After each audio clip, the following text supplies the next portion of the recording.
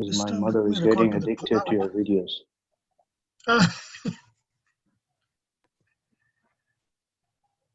Okay, so let's start verse 24. So we were at this, we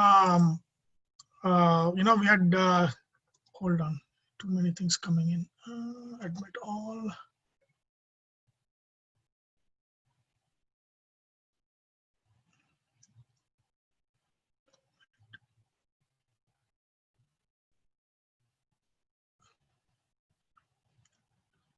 Okay, I think I admitted everybody. Okay, so last time we had seen about Brihaspati, the stories of Brihaspati, his role as the Purohita, and then we also saw the role of Skanda, the warrior, the greatest among the warriors. Senani Nam, as a general, the greatest among generals is Skanda. So that's the two aspects. So if you look at this one, for the two aspects of Dharma, one is the represented by Brihaspati, which is knowledge, protection and propagation of knowledge, and then this is the force, right? So this is one is knowledge, and the other one is force, violence. So these two are both represented here, one by Brihaspati and the other by Skanda. It's like two wings of a bird. One is knowledge, the other one is dharma, danda, violence. Both of them are represented. Now we'll go to the next one. Sarasam asmi Sagara. So Saras means body of water, lakes, or any body of water is called Saras. So among all of these body of waters, I am the ocean. Sagara is ocean. So which means, so again, see, this is inanimate, right? Like we are talking about Brihaspati, who is a jiva, Skanda is a jiva. We have dealt with a lot of jivas and the abhimanis. And now he says this is inanimate objects. Of course, the Sagara Abhimani Devata is also there, Varuna, but again, this is Varuna comes separate later on. So Sarasamasmi Sagaraha. That means just the body of water. Among all the bodies of water, the ocean is the biggest, and he says, I am the one who makes the ocean what it is, the biggest among the bodies of water, and also the greatest among that, reflecting, again, these are all pratikas, right? I mean, so when you worship Paramatma in the ocean, what is your thought, right? The grandeur, right? The greatness, the big ocean, the big body of water, and that reflects just one small spark of the glory of Paramatma. So ocean is also a pratika. So if you look at what we have done, let me for a second go back from here.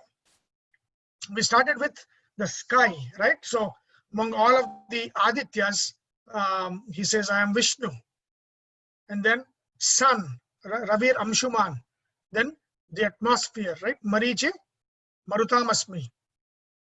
And then Shashi, the moon among the night objects.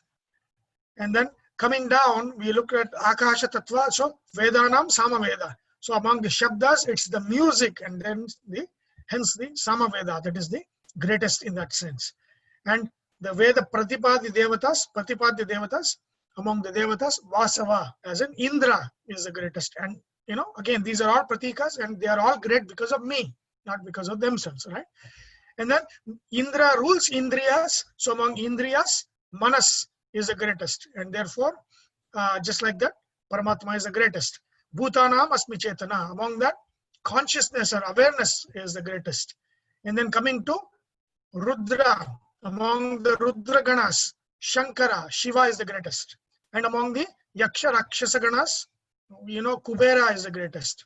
Among the Vasus, Agni is the greatest. And among the peaks, Meru, which is the pole, that is the greatest. Right? And then among the Purohitas, Brihaspati is the greatest, and among the warrior generals, Skanda is the greatest. all of these greatness are but a spark of my greatness. And these are all that have been mentioned are all pratikas. Some of them are pratyaksha, like Vishnu is a pratyaksha rupa, and the others are tirohita rupas. That means he is they have to be worshipped as antaryami within these forms. Antaryami of Brihaspati, antaryami of Skanda, and antaryami of Sagara. Right? Ocean is the greatest among any body of lake. The ocean is the greatest body of lake, and then therefore that is another pratika, because it's reflecting the greatness among a group, which is Swajatiya group, which is body of water. Among that, ocean is the greatest. Now, why is ocean called Sagara? Is it because of Sagara Chakravarti, the story in Ramayana? Yeah, right. I'm showing here. So it is because of, you might have known Sagara, right? The story of Sagara. So if you look back, again, these are all, see, there are two major families of rulership in this Manvantara. In the Vaivasvata Manvantara, there is two big families of rulership. One is called as the Surya Vamsha, the other one is called the Chandra Vamsha. Both of them come from Vaivasvata Manu. Okay, so Vaivasvata Manu is, Vivasvan is who? Vivasvan is Surya Deva, right? Among the 12 Adityas, one of the Adityas' name is Vivasvan, Surya, which we call Surya, right? Surya's son, his name is Vaivasvata Manu, Shraddha Deva. So Vaivasvata Manu has many progeny, of which one of the progenies is Ikshvaku, the founder of the solar dynasty, Surya Vamsha. Now, and then he has another son called Sudyumna, through whom the Chandra Vamsha comes. Now my question, so these are the two big dynasties in Indian history or Indian literature, that both of them trace back to Vaivasvata Manu in this Manvantara. This is not dynasties of the older Manvantaras. This is dynasty of this Manvantara. Surya Vamsha, of which the greatest is Rama. Chandra Vamsha, of which the greatest is Krishna. Right? These are all Vamshas. My question to you is this: why is Ikshvaku, the Vamsha, the dynasty of Ikshvaku, called Surya Vamsha?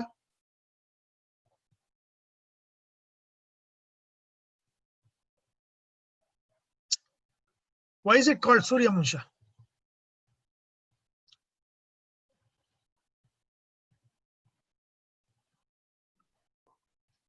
No?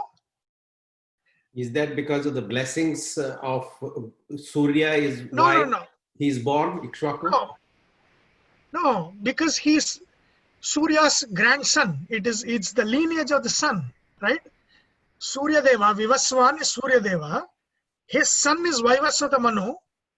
Vaivasvata Manu's son is Ikshvaku, and Ikshvaku's lineage is Surya Vamsha, because they trace back to sun, because they are the grandfather of Ikshvaku is Vivaswan or Surya Deva. Right? So we understand that Surya Vamsha comes from Surya, of course, because they are the progeny. Now my question is, why is his other son Sudyumna, his dynasty, why is that called Chandra Vamsha? He is also Surya's grandson, Vaivasvata Manu's son.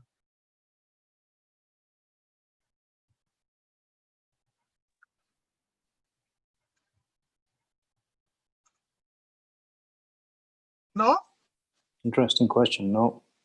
Right? Because both their lineages should trace back to sun, right? Surya Deva.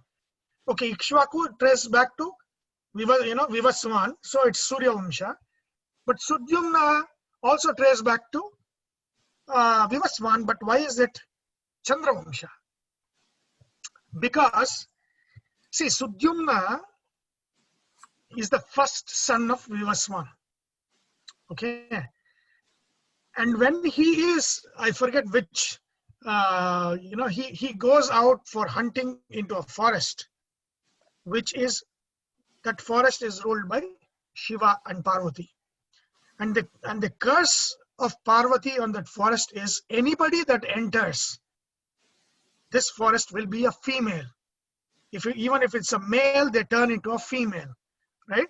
So Sudyumna goes there, and Sudyumna turns into a female. Sudyumna becomes Ila, right? Sudyumna becomes Ila, who is the female. And Ila is married by Buddha. Buddha is what? Who is Buddha? Buddha is the son of Chandra. Remember, I told Chandra and Brihaspati's wife Tara, they have an illegitimate son, and his name is Buddha. And Chandra leaves him and goes. And it is actually, Guru that takes care. Remember, I said Guru and Buddha in the same house is very good for learning, right? In Jyotishya, right? That Buddha, Ila actually marries that Buddha, and their son is Pururavas. That's the first king of the Chandra Vamsha, right? So this you should remember this.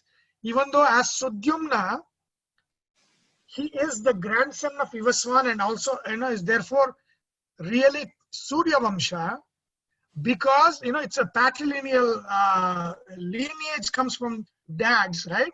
And therefore when he becomes Ila, he becomes a female and he marries Buddha, and Buddha's father is Chandra, and therefore Pururavas and all the kings after him in his dynasty, they are called Chandra Vamsha. Right? It's a trick question. That's very interesting. Yeah. Wow. Yeah, but both of them trace back to Vaivasvata Manu, who is the son of Surya Deva. So the Surya Amsha is there in both Surya Vamsha and Chandra Vamsha, but in Chandra Vamsha, the actual lineage comes from the dad is Buddha, who is Chandra's son, and therefore it is Chandra Vamsha. So Sagara actually is in the lineage of Ikshvaku, and these are traditionally the kings of Ayodhya. All the kings of Ayodhya who had the capital of Ayodhya were Ikshvaku, and Surya Vamsha is the Ayodhya, and that side of the eastern side of India. That was Surya Vamsha was the one that ruled that part way back. Now let's look at who is this Sagara and what is this name. See, Sagara means he who is with poison. Gara means poison. Gilanam, Garanam, there's two. Ksharanam, that means poison, that which destroys is Gara. So why is he called Sagara?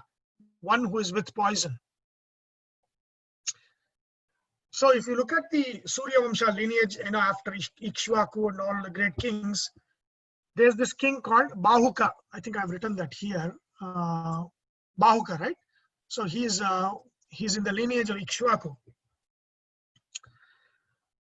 So Bahuka, let me see here. I had this lineage here. Yeah. So I have to write this on the spreadsheet. So Bahuka has this wife called Yadavi. So, and what happens is when she is carrying Sagara, Yadavi, the co-wives of Bahuka, they poison her, and the pregnancy does not progress. And so they think that the baby is dead, and that's it, nothing happens. And then later on, many years later on, when Bahuka is old and they go to the forest for Vanaprastha, they go to the ashram of Aurva. Remember Aurva? I told you the story of Aurva, one of the avatars of Shiva.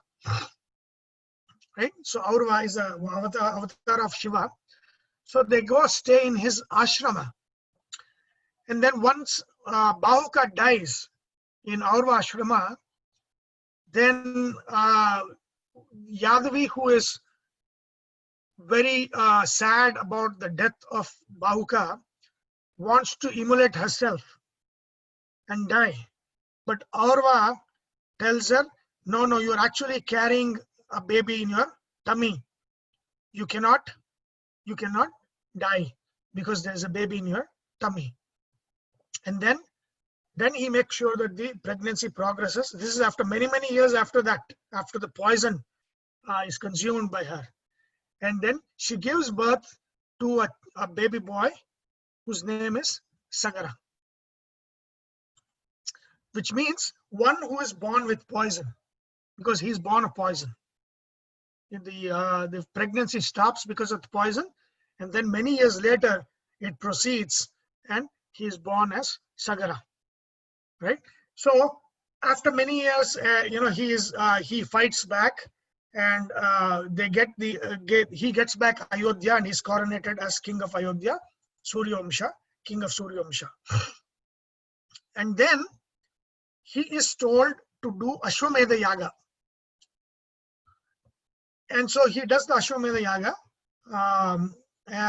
which is kind of a ritual that you do to establish yourself as the emperor, like the big emperor of the country. And so he does that. And then when he is in the process of doing this, his horse is stolen by Indra. Indra steals the horse, right? Indra steals the horse, and he stations it in Kapila Ashrama somewhere outside the country, because Kapila is said to be outside the country. And so the horse is lost. And so Sagara has many wives. One of them, her name is Sumati. And then other wife, her name is Keshini.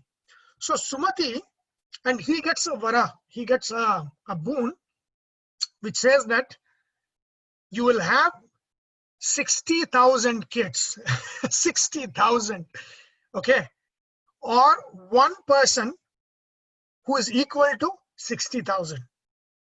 So again, I mean, this doesn't, whenever they say, 10,000 kids and all of those things, the birth, just like what happens to Gandhari, the birth is actually outside the womb. It's not within the womb. The flesh comes outside the womb, and then it is kind of divided, and then the 60, it's kind of an in vitro fertilization kind of thing, that these are born outside. So these 60,000 kids are born outside to Sumati, and then there's one, Asamanjasa, is another kid that is born to his other wife, Keshini. So what happens is, once since the horse is lost, these 60,000 kids of Sagara, they go in search in all directions. And then it is said in the story, especially in the Brahmanda Purana, there's a detailed story of this Sagara and his lineage, when they're relating the story of Ganga, how Ganga came to the world, right? And then what his kids do is they, to go to places outside of the country, they kind of dig the land and kind of expand the ocean. They dig the land and expand the ocean from what it was before.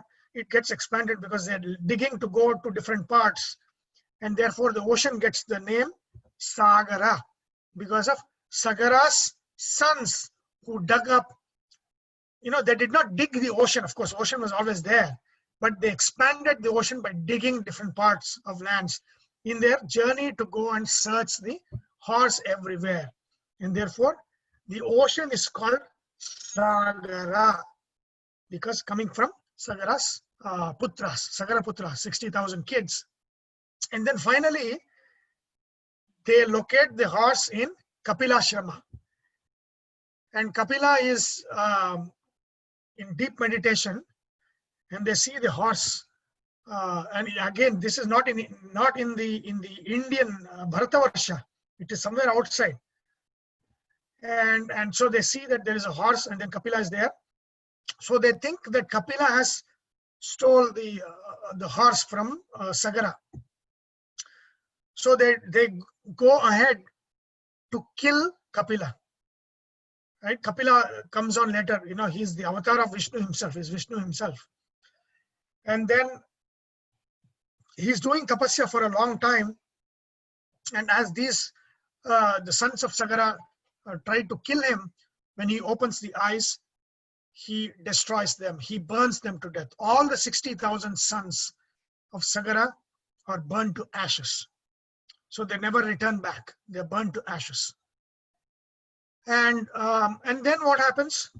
And then the other son, who is Asabanjasa, son of Keshini, he's immoral, and he's kicked out of the kingdom.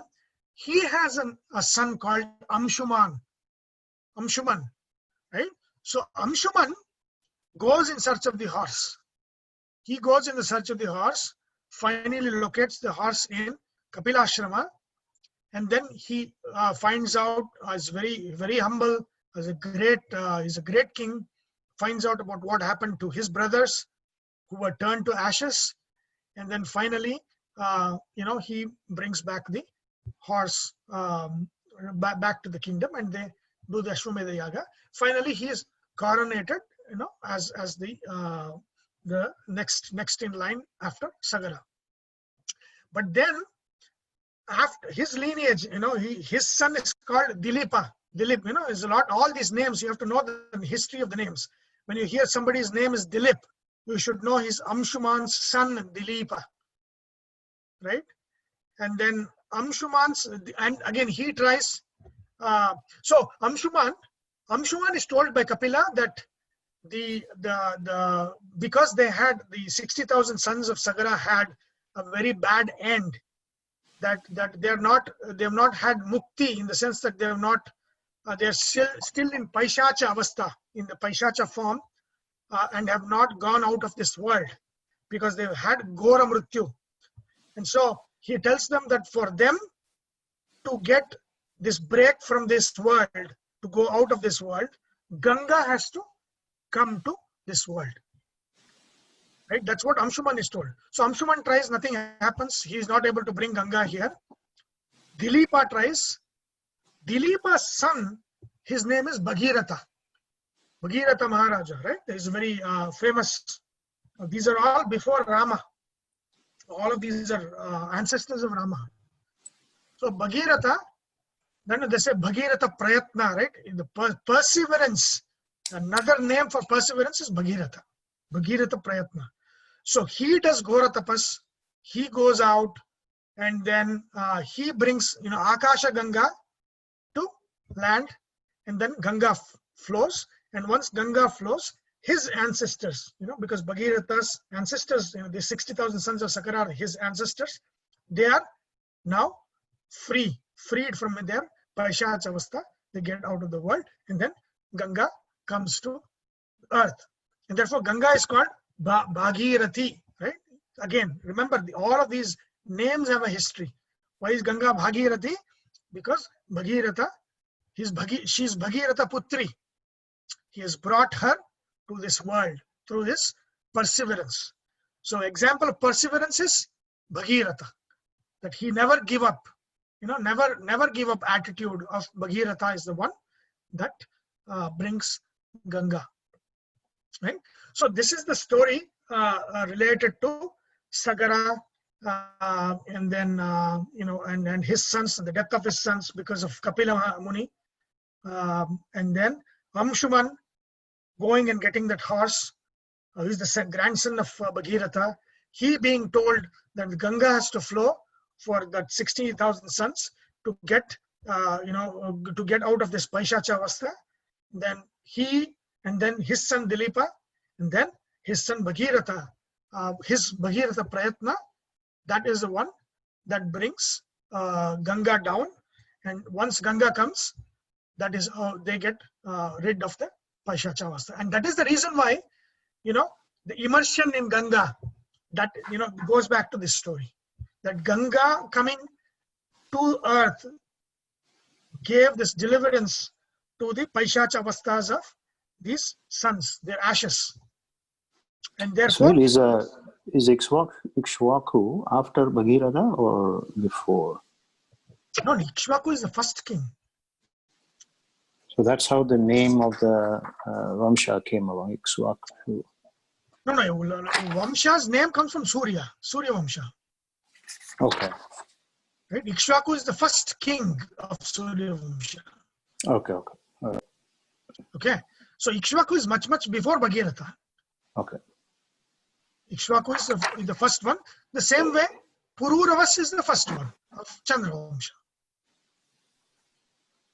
No, because after Ikshvaku Vamsha, it became more famous as Raghu Vamsha. Then one of the lineage of Ikshvaku is Raghu. Yeah. These are before Bharata, not women, before Dasharatha. These are ancestors of Rama, right? So Raghu Vamsha, it was called Raghu Vamsha because of Raghu. And then it became Rama, when Rama is born, he is the greatest king. The same way in this lineage of Chandra Vamsha, you have Bharata, right? The name Bharata Vamsha comes from that. You remember in the Bhagavad Gita, Arjuna is called Bharata, right? It comes from the Bharata Chakravarti. Nala Damayanti Bharata? No, Shakuntala. Oh, sorry, yeah. Yeah, Shakuntala Bharata. Right? Dushyanta Shakuntala Bharata. Yeah. That Bharata, he's the great king. So that king, that's why he's called Bharata. So one is Bharata Vamsha. Okay. So that is the story of, see, each one has a story. So this Brihaspati has a story. Skanda had so many stories. Now, Sagara, the name Sagara for ocean. Can you guys mute? I'm hearing. Hold on.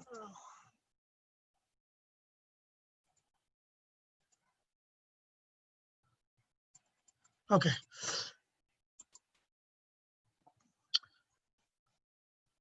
Okay. So, any questions on this, on the Sagara? These are all ancestors of Rama.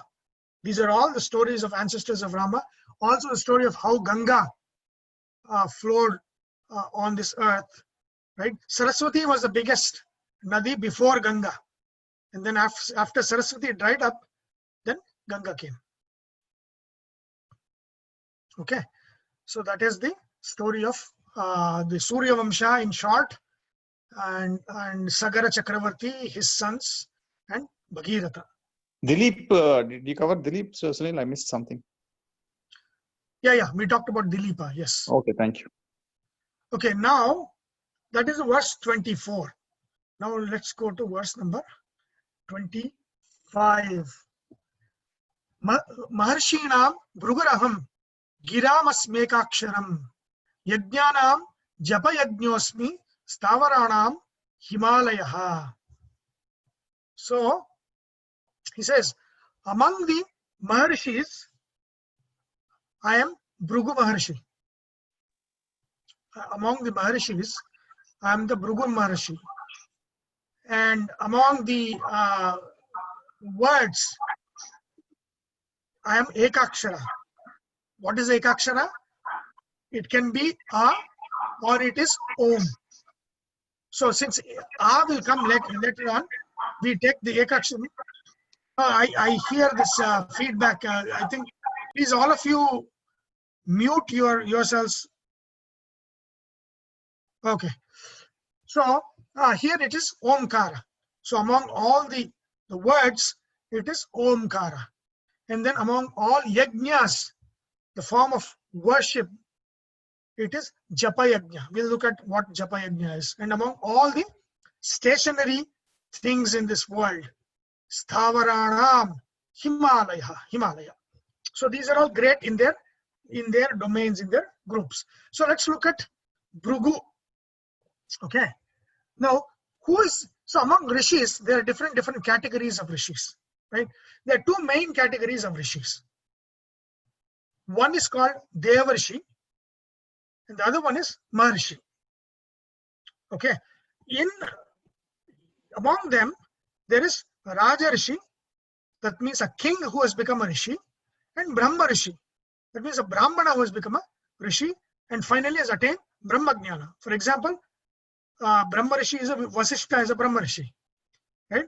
Vishwamitra was a Raja Rishi, then turns into Brahma Rishi. After he gets the Gayatri Sadhana, he becomes a Brahma Rishi. So they are all Brahma Rishis, right? So, but again, they're all Maharishis. That means Rishis, both men and the Devatas can be Rishis.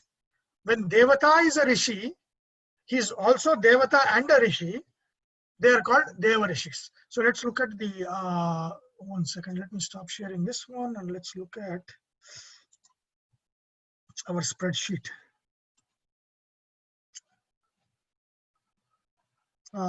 Hierarchy here. Okay. So here, let us see. See, if you look at the hierarchy here, right? Narada is a Deva Rishi. And you can see among all Rishis, there is no Rishi here. They're all Devatas here. Everybody is Devata. And the first Rishi that you get is Narada. Actually, I should highlight this because that name is also there later on. Right? Narada is the greatest Rishi among all Rishis. But he is a Deva Rishi. Right? So Deva Rishi, among the Deva Rishis, among all Rishis, it's Narada. All Rishis means Deva Rishi and Maharishis. Right? But then, if you just take the Maharishi, then among all Maharishis, Bhrigu Maharishi comes here. Right? So he is greater than Vasishtha, Vishwamitra, Saptarishis, right? These are the Saptarishis. Marichi, Atri, Angirasa, Pulastya. These are first set of Saptarishis. Pulaha, Kratu, Vasishtha, and Vishwamitra. All of them are actually below Bhrigu. So the greatest of all of Maharishis is Bhrigu Maharishi. Right? So Sunil, the hierarchy I didn't understand. So the Rishis can even give a shapa to Devatas. Devatas are also afraid of Rishis. So why the hierarchy? You know, because Rishis seemed like very powerful than even sometimes more than Devata. They can even give a shapa to Saraswati. No, Bhrigu has given shapa to Vishnu, which we'll talk. That doesn't make him greater than Vishnu in that sense. No. Okay. Thanks. Yeah. Okay. So Bhrigu Maharishi, again, this Bhrigu Vamsha is a great Vamsha. So we'll look at Bhrigu Vamsha because that is, we have seen versus, you know, which Vamsha did we see? We saw Aurva, right? And we have seen one more. Did we see? I thought we saw one Vamsha. Brihaspati, right? We said Brihaspati. So now Bhrigu Vamsha, Angirasa, right? We have seen the Angirasas. I told you the story of Angirasas and last time, which is what Brihaspati is, that Vamsha. Brihaspati belongs to the Angirasa Vamsha. And now this time we'll be looking at Bhrigu Vamsha, right? So now, who is this Bhrigu? Bhrigu has two incarnations. I think I did. Okay. Kubera. So this one. So last time we saw this, right? Devaguru and Brihaspati, Avatara of Drona, of Uddhava, and Brihaspati, the creator of Charvaka Sutras, right? All of those things, we saw that. And then, now Bhrigu, first birth is what we have seen here. Bhrigu, the first birth of Bhrigu through which mankind, not just mankind, every kind appeared, is as part of the, the Rishis, the 10 Rishis that Brahma creates, right? These are all Manasa Putras, which means the sexual reproductive template has not been established for the production of progeny. That means anything that is before the physical reproductive thing happens, they're all called Manasa Putras, right? Manu is also Manasa Putra. All of these are Manasa Putras. They were before any physical kind of relationship, reproduction, giving rise to progeny, right? That's all called as Manasa Putras. So if you look at all of them, these are all Manasa Putras, even including Bhrigu. So if you look at Brahma in this Manvantara, right? The first Manvantara, when this one is in the first Manvantara, Swayambhuva Manu. These are the Sapta Rishis of the Swayambhuva Manu. Who are that? Marichi, Atri, Angirasa, Pulastya, Pulaha, Kratu, Vasishta. These are the Sapta Rishi of the Swayambhuva Manvantara. But Brahma's Manasa Putras are not just this. These are famous as Sapta Rishis. Then Daksha Prajapati is also the Manasa Putra of Brahma. Okay. Narada, who is the Devarishi, is the son of Brahma. He is Brahma's son, right? Again, he is also the son of Brahma, but he is not one of the Saptarishis. So you will see in different Puranas, they'll say Brahma had 7 Manasa Putras. Some say he had 10 Manasa Putras. Some say he had 15 Manasa Putras. So whenever that number is given, you have to see when 7 is there, it means Saptarishis. It doesn't mean they were the only ones, right? It just means that they are mentioning the Saptarishis, right? If they are mentioning Saptarishis, it is from Marichi, Atri, Angirasa, Pulastya, Pulaha, Kratu, and Vasishta. These 7. But Daksha Prajapati and his daughters marrying, the different other Prajapatis. Narada, Shiva is also Manasaputra. Bhrigu is also Manasaputra. And then Sanaka, Sanandana, Sanatana, Sanat Kumara. These are called as Kaumara. So there is a Kaumara creation of Brahma. And Kaumara creation of Brahma is the creation of these 4 brahmacharis. They're always brahmacharis. One is Sanaka, Sanandana, Sanatana, Sanat Kumara. So Sanat Kumara is what I said, if you look at last time, we saw here, right? Sanat Kumara is nothing but Kama. Kamadeva as Brahmaputra is Sanat Kumara. As Krishna Putra or Vishnu Putra is Pradyumna. He is also Bharata. He is a brother of Rama. He is also Samba, son of Krishna through Jambavati. And he is also Sudarshan Chakra. So all of these are Kama, right? These are Kartikeya, son of Shiva. When he is born as son of Shiva, he is Skanda, Kartikeya. Son of Vishnu is Pradyumna. Son of Brahma is Sanat Kumara. Then brother of Rama, Bharata. Son of Krishna again to Jambavati is Samba, through whom the destruction of Yadava Vamsha happens. And then finally the Sudarshan Chakra, right? So this, we have seen this. Sudarshan spelling, is that is the way it is, Sunil? Is it Sudarshan or Sudarshan? Oh, no. It is Sudarshan. Okay. Just a quick note that there's a bit of caveat from the Shiva Puranas and other Puranas that Shiva is not described as son of Brahma. Just a caveat. No. That discussion is over, right? Let's look at the Bhagavata Mahapurana and the story in the Bhagavata Mahapurana. As per Vishnu Purana, you are right. Bhagavata. There's only one Satvika Purana, right? But so let's not get into that. Shiva Purana, Shiva is not son of Brahma. That is the just caveat. I'm saying what it is. There's no caveat there. Let's not get into the discussion. I think we have already discussed that enough of times. These are, if you look at the Puranas, these are the Manasa Putras of Brahma. Okay, of which Bhrigu is one. Bhargava Vamsha. It's called Bhargava Vamsha. No,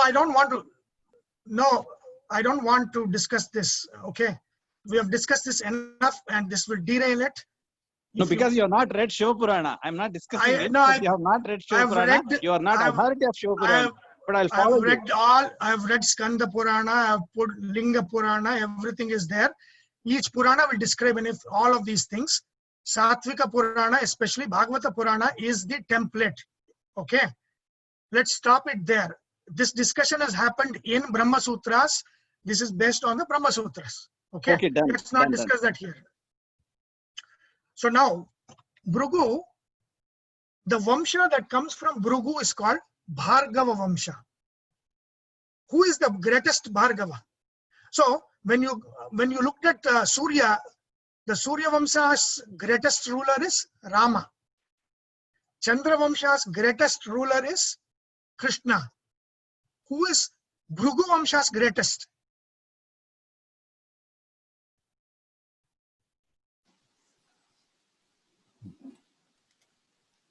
Has to be Bhargava. Who is Bhargava? Now Bhargava is anybody who is in Bhrigu Oh, Vamsha just is like called the Bhargava, Atri Vamsha is okay. I see. right? And Atri Vamsha is called Atreyas, right? All of them are Atreyas. And Chandra is also an Atreya because he's born to Atri. And we have seen that story of Chandra being born to Atri. Who was born to Bhrigu Vamsha and was the greatest warrior of Bhrigu Vamsha, even though he was a Brahmana. Oh, maybe Parashurama? That is, see, before Surya Vamsha Rama, there was Bhargava Rama, Parashurama. Okay, so Bhrigu Vamsha, so Jamadagni, they're all from Bhrigu Vamsha. Okay, so let's look. You're still getting that recoil sound from the background. I'm not sure. Yeah.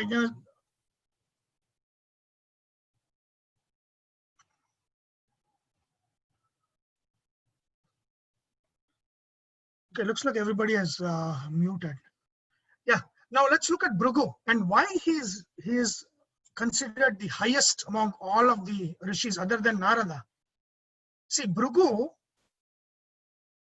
if you look at Bhrigu, first he was the Manasa Putra of Brahma, right? In the first Manvantara. Then what happens? Do you know the story of Daksha? So Daksha Prajapati, he does a yajna where the harvest is given to all of the different devatas, Indra, in Agni, in all of these different devatas. But in that homa, in that yajna that he does, Daksha does, he ignores Shiva. Shiva is not given harvest, right? Even though Shiva is the much higher deity than the Daksha and all this. But he ignores Shiva, and his daughter Sati is married to Shiva, right? Sati is Shiva's wife before Parvati. I mean, Parvati is again Sati reborn. And then through Yogagni, Sati creates, she self-immolates. She does not fall into the fire of the yajna, where some of the stories try to say that. No, she actually immolates in the Yogagni. No physical fire can consume Sati. That doesn't happen. So if you know the Shastras, you'll know that that is not the physical fire. It is the Yogagni that she herself creates, and she immolates herself in that Agni. So when Sati is gone, what happens? Shiva gets into the Raudra form and then attacks the Daksha Yajna. And then who is remember when we were talking about Brihaspati, and I was saying any yajna has how many of the Purohitas are there in any yajnas? 16. 16 Purohitas, right? And there are 3 each. There are 4 categories, 3 each in those 4 categories. I mean, 4 each in those 4 categories. What are the 4 categories? In any yajna, there are 4 categories. Veda.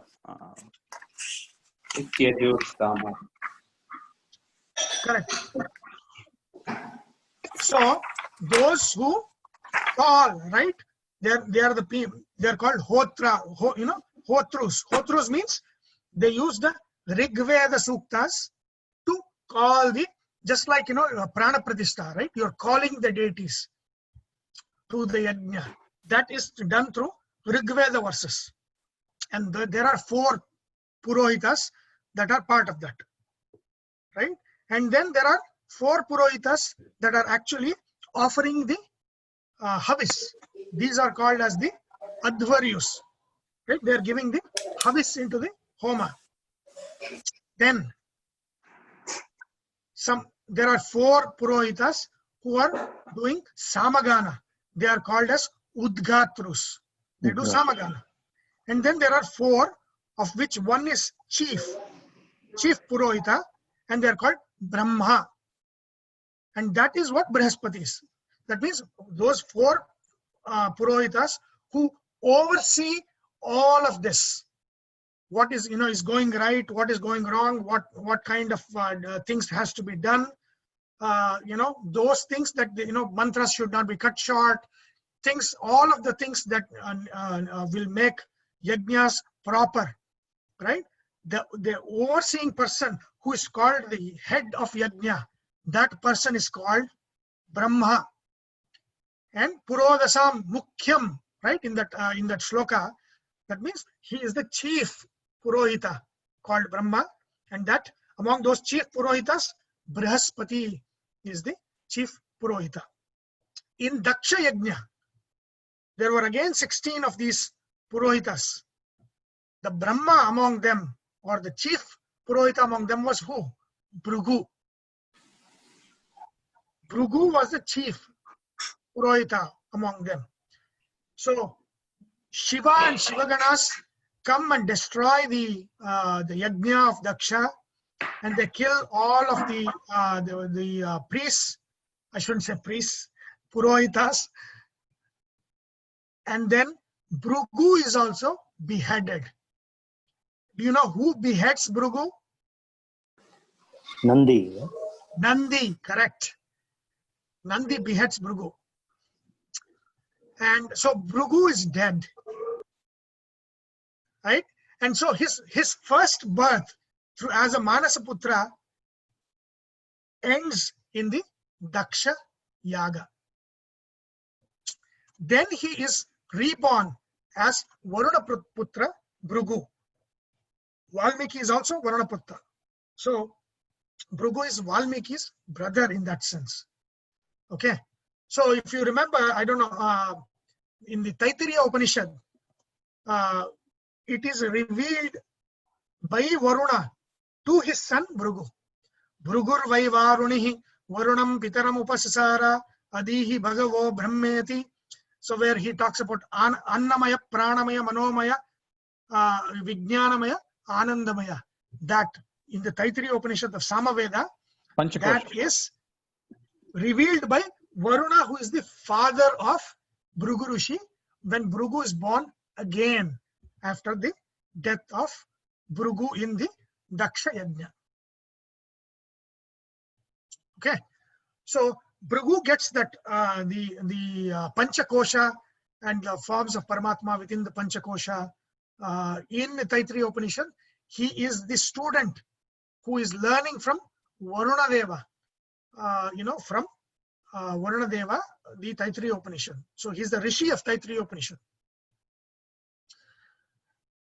Okay, so that is Bhrigu, and his Vamsha is called Bhargava Vamsha. And if you look at the lineage of Bhrigu Rishi, Jamadagni, Parashurama, all of them come in that lineage. 2 important stories are told of Bhrigu and his importance, in the Puranas. The first one, see, Bhrigu has a wife who is the her name is Pulomi, and she belongs to the Asuras. So she has a lot of soft affection, soft corner affection for the Asuras, right? And so when the Devas kill the Asuras, and the Asuras, they want protection. Pulomi, who is Pulomi? Shukracharya's mother. So Shukracharya is also in the Vamsha of this Bhrigu, Shukra. Like we have seen, Brihaspati belongs to Angirasa. Shukra belongs to Bhrigu. Right? Shukra belongs to Bhrigu. And Bhrigu, so what happens? So Shukra is the teacher and his mother is from the Asuras. And so what happens? She decides to protect the Asuras from the Devas, from their attack. So she gives them protection in her ashrama. And so when Devas attack, they see that Pulomi has given the protection to the Asuras, and so they bring Vishnu, and Vishnu beheads Pulomi. And when Bhrigu comes back and he knows that Vishnu has killed, even though Bhrigu is a big Vishnu Bhakta, he's a big Vishnu Bhakta, but then he says, of course, this is Leela, right? This is Leela. He will curse Vishnu that you will be born in the world of mortals. That is the root of the Dashavatara. So Vishnu needs some drama to justify him coming to the world, in the Vaivasvata Manvantara. And that happens through Bhrigu, where Bhrigu, because of the death of his wife Pulomi, he curses Vishnu, says, you will enter into the world of mortals and you will suffer, in the sense that you will be seen as one suffering. Especially the effect is on the Rama Avatara, where Sita and Rama separate, right? So that is kind of, the separation is due to this curse, right? So whole of Dashavatara, the root of that is in the curse of Bhrigu Rishi, who is Vishnu's Parama Bhakta. He is Vishnu Parama Bhakta, but he curses. And then Vishnu says, to keep your curse true, I am going to take, because I am supposed to take this for the protection of Dharma, right? Sambhavami yuge yuge. For that Sambhavami yuge yuge, there needs to be a cause. And that cause, Vishnu himself goes into Bhrigu, because here is saying what? Among all the Maharishis, I am the Antaryami of Bhrigu Rishi. And through him, I cursed myself to be born as the 10 avatars in the Vaivasvata Manvantara.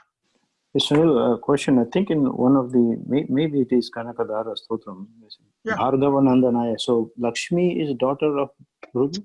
Yeah, that's why she's called Bhargavi.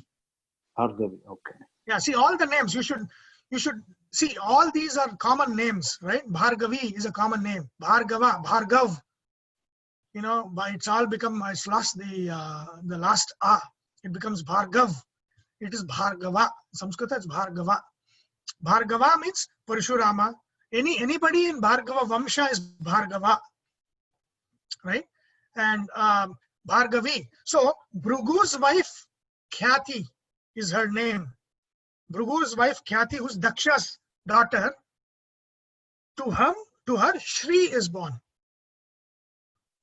Right? Shri is born, and then she marries Vishnu, and then what happens? Remember, I told you about Durvasa's curse on Indra, and the Lakshmi goes to the Asuras, right? And there's a great story that you reminded me, so I need to tell this. So she goes to the Asuras, right? And then when they churn the ocean, she comes back from the ocean as Lakshmi and comes back to the side of the Devatas. So fortune comes back to the Devatas. So now there's a story again. Let me tell you after this story of why is Lakshmi with the Asuras, right? And not so much with the Devata Shaktis. See, she is with Bhrigu Vamsha. A lot of Bhrigu Vamsha is from the Asura side, because Shukracharya is there. Lakshmi is also Bhrigu Patni, Bhrigu Putri, right? She is born to Bhrigu and Khyati. So she goes and lives with the Asuras. And another story that is associated with Bhrigu, and you might have, I think most of you have gone to Tirupati. If you have gone to Tirupati, you might have heard this story. that is at the end after Mahabharata, right? That there was an assembly of all the Rishis who are like, who among the Trimurtis, Vishnu, Brahma, Shiva, who among them is the greatest? How do we establish that? This question is not only here on this call, but again, at those Rishis also, let's establish that, right? So then they give the leadership to find that out to Bhrigu. And so Bhrigu first goes to his father, of course, Brahma. He goes to his Brahma. And then Brahma is, does not even notice that Bhrigu has come.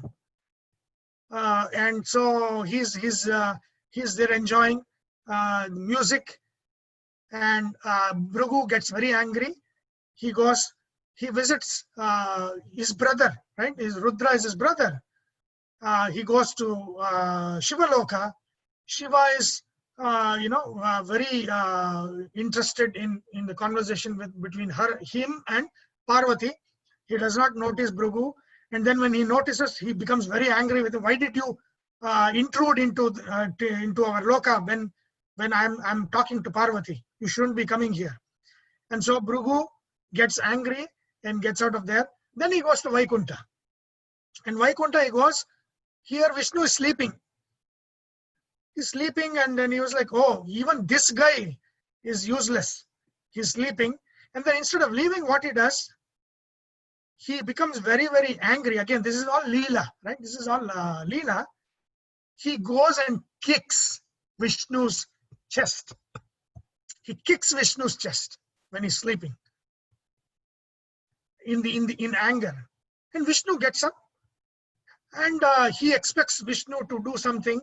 But Vishnu suddenly, in all humility, says, oh, I'm sorry, I didn't notice that you came. And he starts pressing his feet. Or probably, by kicking, you might have hurt your feet. And then Bhrigu says, yes, you are the only one. And what happens then is Lakshmi gets very angry. Lakshmi, remember, she is the daughter of, as Shri, she is the daughter of Bhrigu. She is Bhargavi. So Lakshmi is like, my father has kicked my husband, right? And I saw this. And then she curses. She gives two curses. She gives one curse here. She says, I will never be in a Brahmana's house again. Brahmanas cannot be rich. It has been diluted later on.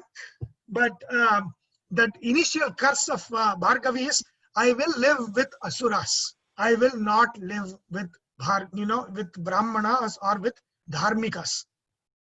Right? I will get out because of what Bhrigu has done with Vishnu. So she gets out, and then Vishnu, okay, of course, Krishna himself. It's actually Krishna himself. Krishna comes down again, and that is Srinivasa. And Srinivasa marries Padmavati. That is the Sita of Ramayana, the Sita who is in Ravana's place. And she is born as Padmavati, and he marries her. And Tirupati, that's how Tirupati is established. And then at that time, Lakshmi has gone away. She has gone away. So she is still now gone away. She is not with Dharmikas. So if you are Dharmika, Lakshmi is still very angry with Bhrigu. So when you pray with her to Lakshmi, you have to say, I'm sorry for what Bhrigu has done. Please come back to me. That's all. That's the prayer for Kali Yuga, for what Bhrigu has done, that she left and went away. Right? So she said, I'm going to live with Asuras. Live with where Shukra is. Right? Kubera is. And so she's with the Asuras. And of course, after that, she understands what has happened. But she has not joined Srinivasa back. Srinivasa still is with Padmavati and not with Lakshmi. Tirupati will not see Lakshmi. That is, he's so much in debt. So much debt to Kubera, right? All the money we are putting that they're trying to steal. That is the money that needs to go to Kubera. Because Lakshmi is gone, right? So that thing is there. I mean, these are all stories. These are all the stories that of how Lakshmi has left the dharmas, and she's with the asuras, she's with the yakshas, and she's the Bhargavi. So she's the anger of Bhargavi made her leave, just like she left Indra at one point of time, and the Devas lost their prosperity. Again, because of Bhrigu, she has left and gone away with a curse that a Brahmana cannot be rich. I will not be in a Brahmana's house, which is now diluted a little bit. But again, which means what? Your prayer should be, please forgive for Bhrigu's mistake and come back to me. Right? That is the prayer to get Lakshmi back. Lakshmi means prosperity, all kind of prosperity back. So right now, Lakshmi is still away. So the story is still playing. See, remember, Lakshmi came back to the Devatas after Samudra Mantana, right? She left because of Durvasa's curse to Indra. Now she left because Bhrigu kicked Vishnu. Bhrigu kicked Vishnu, so she left. And she's still away from Vishnu. She's still away. I mean, there's so many stories, but I don't know. I mean, there is Puranas, there's Itihasa, there is Aitihya. I mean, these are like the place, history of the place, right? So that is, you cannot believe those things very much unless it is in a Purana. Aitihya is that Lakshmi went to, that's a place near Tirupati. What is that called? Alamelu Mangapuram. Probably Mangapuram. Actually, is that the one that you have to travel for Lakshmi to go do Lakshmi Puja? Yeah, you have to go down. When you go to Tirupati, the other place you go is Alamelu Mangapuram. Yeah. Mangapuram, correct. Yeah. So it is said that the angry Lakshmi is there. At least that form is the angry Lakshmi, whose anger has not subsided yet. Which means that she has said that I'm going to leave you guys, you Indians, and I'm going to settle somewhere else until you learn a lesson. So that is the story, which is actually playing. It's right now playing. We're still learning. Yeah. So that is the story of Bhrigu, right? And which has this, Bhrigu as the Manasaputra, Bhrigu as Varunaputra, Bhrigu as the whose son is Shukracharya. A lot of Bhrigu Vamsha is a lot of Asuras come from Bhrigu Vamshas.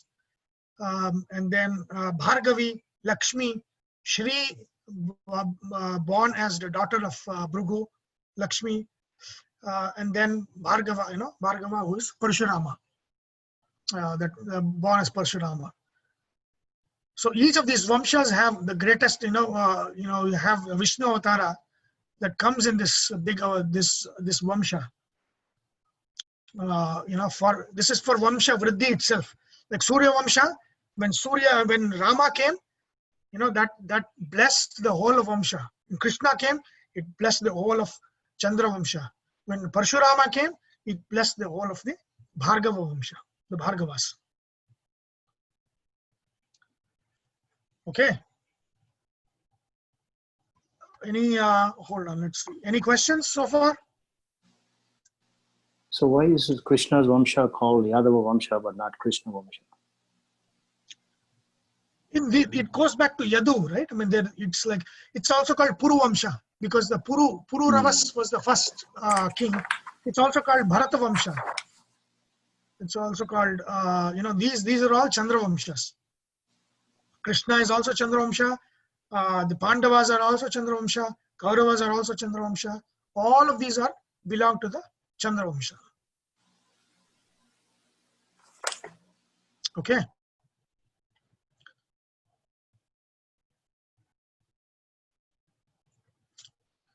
So these are the stories of Bhrigu.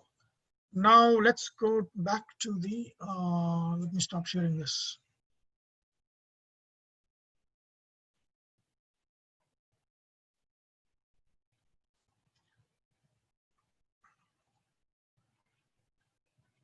Okay. See, Maharshinam Bhruguraham. And what is the, if you look at the Gita Vivrati here, see, Virodhinam Barjanat Dahanat Bhrugur Nama Bhrugustaha. He is Antaryami of Bhrigu, and also Antaryami of Bhrigu also has the name Bhrigu. I mean, that's the original name. What is the meaning of Bhrigu? Barjana. What is Barjana? Tarjana Bharjana. So Barjana means Dahana. agitation. Dahana, burn. Oh, maybe that's where the root word came from. Bhrigu, right?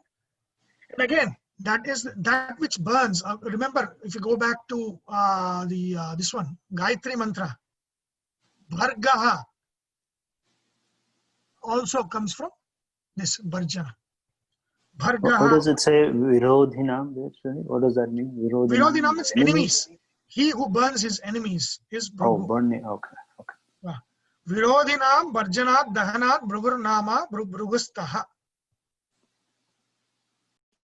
Okay, so Bharga in the Gayatri mantra also means the one who destroys. Bharjana. He does the Bharjana. Okay. Now, how did the Rishis become Rishis? What was their sadhana?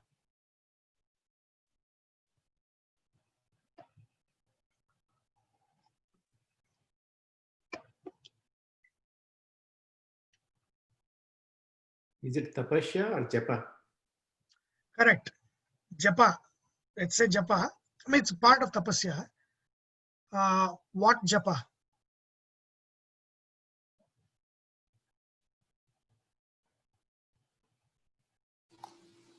It has to be knowledge, right? Because you said Rishi Yajna No, but is somebody. what japa? What japa it has to be?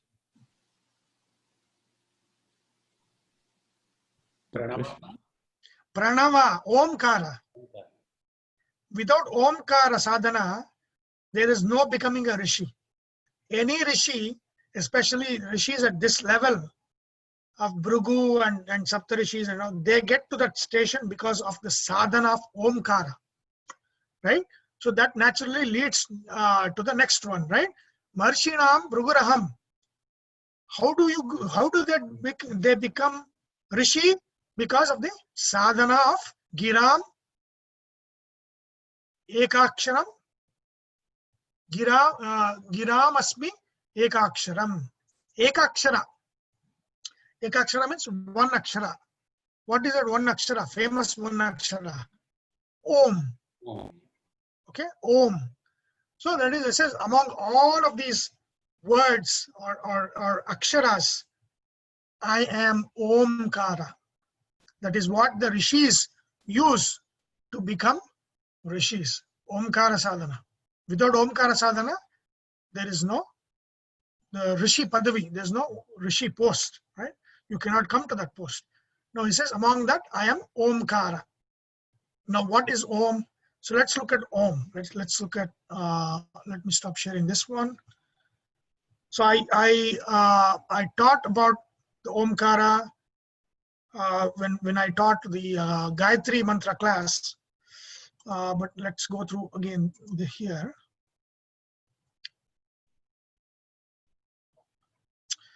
Okay.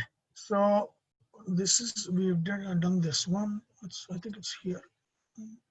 Okay, parts of Omkara. So Omkara is Ekakshara, right? But it has Ashtanga. It's an Ashtanga Ekakshara. 8 parts to Om. Okay. So Om is not one. Om is 8 parts. Okay. So what are the 8 parts of Om? Akara, Ukara, Makara. That's naturally. A-U-Ma. Naturally, you get Om. But if you just add A-U-Ma, what it becomes? Leave all of this. What is A-U-Ma? It's just a word without. It's Om. Om. A-U-Ma, Om. A plus U is O. Makara is Om. Om. Is that Omkara? It is Om, but it is not Omkara. So then there are parts which makes Om into an Omkara. What are those parts? Nada. Nada is what? The vibration. That is called Nada. Okay. And then you have Om, right? That you have the Nada Bindu, Ghosha, the volume. And then in the end, Shanta, Om, you end with silence. Complete silence. Sunil, last time for the Ghosha, you said Kala or something? Bindu Kala or Bindu Ghosha, both. Okay. So it's A, U, Ma, Nada, Bindu, Kala, Shanta, Atishanta, or A, U, Ma, Nada, Bindu, Ghosha, Shanta, Atishanta. So that means silence is also part of Omkara. So you cannot say Om, Om, Om, Om, Om. That's not Omkara. It's Om, and there is silence. Silence is very, very important. And then the next Om starts. You cannot have sound ending with sound and starting with sound. It has to end in silence and then start with sound. The real Ucharana, pronunciation of Omkara, has to end with two silence. There's a Shanta silence and there is Atishanta silence. Right? That is the highest. The Atishanta is the highest. Okay. So these 8 parts make this one Akshara Omkara. That means it has A in it, ingredients of Omkara. This has A in it, it has U in it, it has Ma in it, it has Nada, which is vibration, it is Bindu, when it goes up and down, the Ghosha, the volume, the Shanta, silence, Atishanta, dead silence. That is Omkara. Right? These are 8 parts. Hey Sunil, without the, I understand the Nada, Bindu, but there are multiple ways I've seen this is written as Omkara. Can you show the proper way to write Omkara?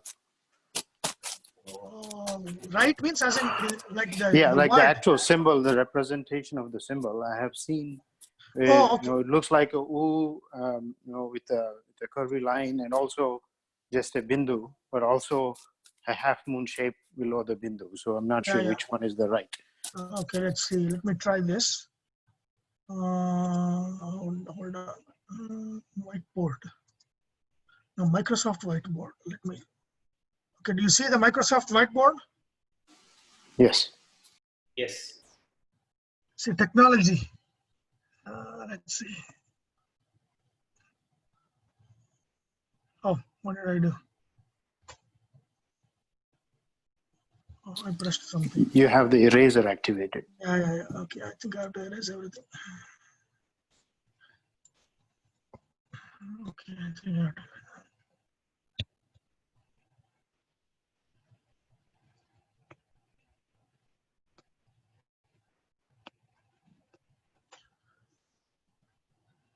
That is Om. So from the If you look, the 8 parts, does that represent, does the symbol represent any of those 8 parts? some of them, not all of them. So if you look at Sanskrit literature, this symbol is not there in the Devanagari literature. This came from somewhere else. There are theories about where this came from. This symbol is not part of Devanagari. Right? I mean, Bindu, Kala, all of those things are here, but the symbol itself representing, this represents Omkara, not just Om. Otherwise, Om means like this. This is also Om. Okay? So this is A, U, and Ma.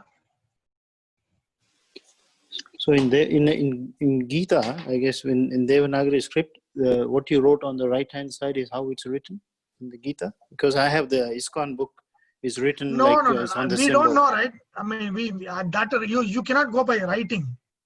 Okay. We don't know how it was written in the leaf. Not even Devanagari script. Devanagari script is a very new one. If you go back to Brahmi script, I have no idea. Okay. Okay. Scripts and all that. Yeah. But again, Devanagari itself doesn't have, has only this. And Devanagari doesn't use this to represent Om. Right? It is right now, it is this Om is used, this is used for Om, which is not in the Devanagari. But it is but again, you have to do research to find out where this came from. But this is the actual symbol for all the 8 parts represented together.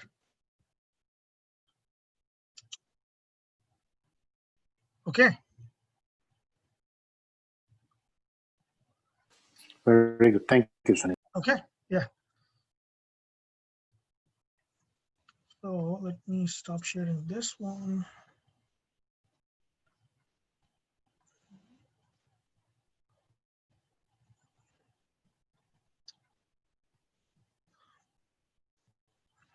Yeah. So, yeah. So, remember, I told you there's 2 types of creation: the creation of the physical world and the creation of the knowledge world. Creation of knowledge and creation of the physical world. There are 2 types of creation. Okay. And so again, do you know the concept of Dvija? What is Dvija? Born twice. Yeah, Dvija means, okay, what is the 2 births?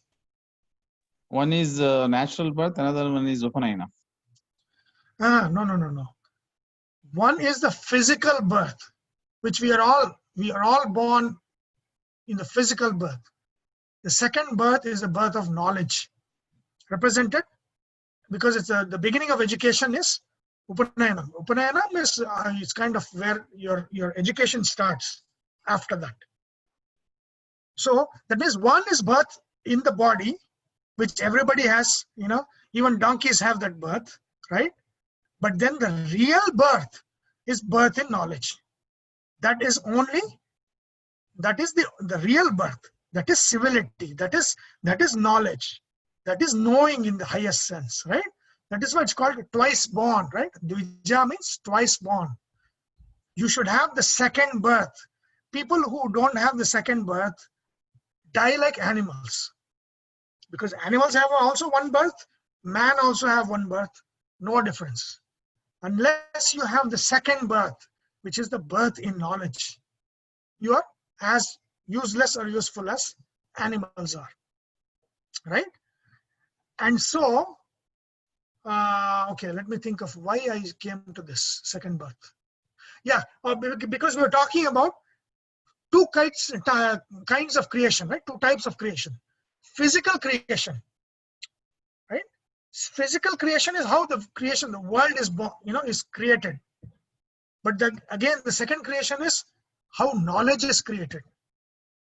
And in my Gayatri mantra class, we went through the second creation. What is the knowledge creation? Just like the physical world starts with Prakriti's Trigunas. It starts with Prakriti's Trigunas. The knowledge creation starts with Omkara. Om is the seed, the bija akshara, the bija mantra, from which all of the knowledge, starts. So Rigveda, Yajurveda, Samaveda, Atharva Veda, Purana, Itihasas, all literature, Kavya, Chandas, everything goes back to Uma. Like you might say, okay, how is poetry, from Omkara? Then it says, Nada. Is there music without nada? That is the basis of music is nada. The nada is within Omkara.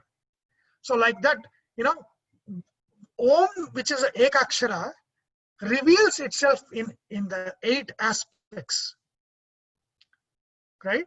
And the 8 aspects gives birth to the Gayatri mantra, the Purusha Suktas, the Veda mantras, and then the whole literature. So it is considered that the Om has all knowledge in the most short form within itself.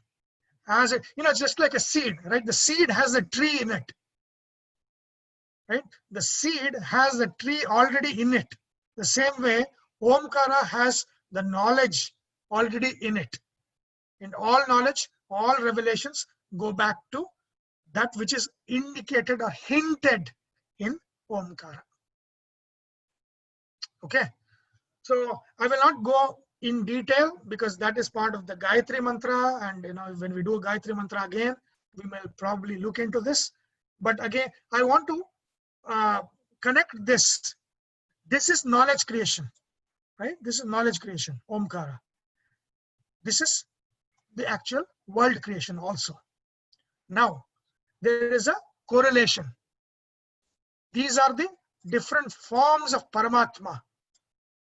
These are different forms of Paramatma indicated by different parts of the Omkara. These 4, as indicated by these 4, are studied in a Upanishad called Mandukya Upanishad. In the Mandukya Upanishad, this one is studied. But then again, you have to go to other literature, Puranas, to add the other 4 parts of it. Okay. So now what is 8 parts of creation? What is 8 parts of creation? Srishti, actual creating, right? There is Srishti. There is Sthiti, sustenance, right? There is Laya, like the is Laya. A is Srishti, right? A is the birth of sound.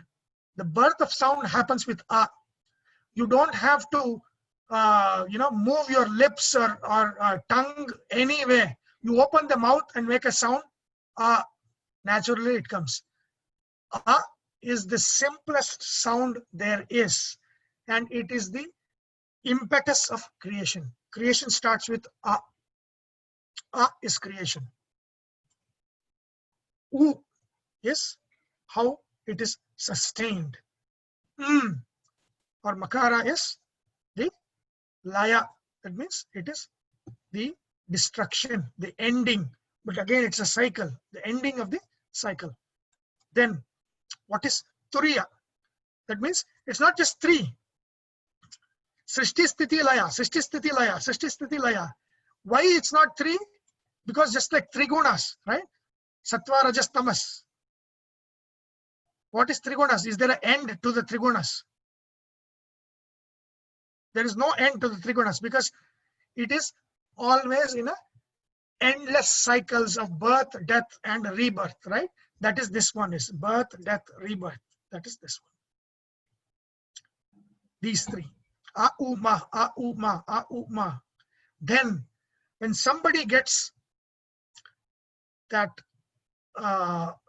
knowledge, then they want to break the cycle.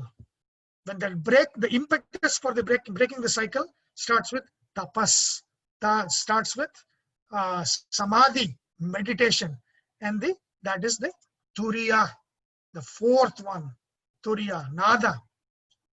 Always more than akara, ukara, makara, the meditation on the nada is the most powerful. So when we do your Omkara chanting, there are many ways of doing Omkara chanting. Okay, I'll just briefly give you 4 aspects of that Omkara chanting. So when you do an Om meditation, you can focus on Akara first. And that will be, it's a waking state, creation, all of them are in the akara. Akara means impelling into being, starting. That is akara.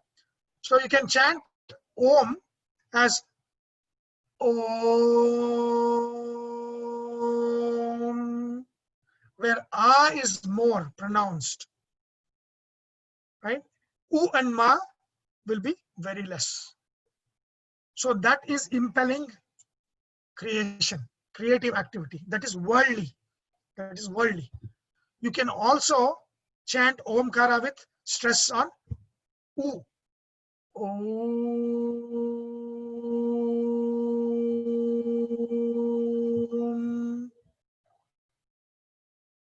where the stress is on Ukara. That becomes a different kind of meditation that is focused on sustenance, sustainability, sustenance, preservation. That is this kind of chanting. You can also chant Omkara with stress on Laya. Om,